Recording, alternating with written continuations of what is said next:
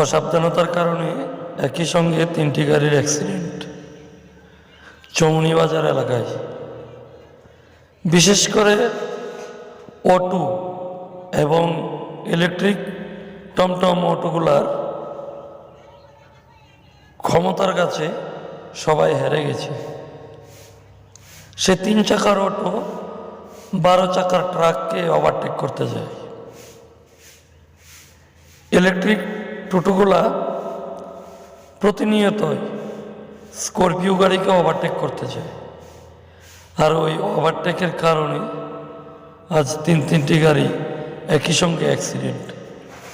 আর সে helicopter auto একদম নিচে পড়ে যায়, সঙ্গে একটি মারুতি ইকো প্রচণ্ড ক্ষতিগ্রস্ত হয়েছে।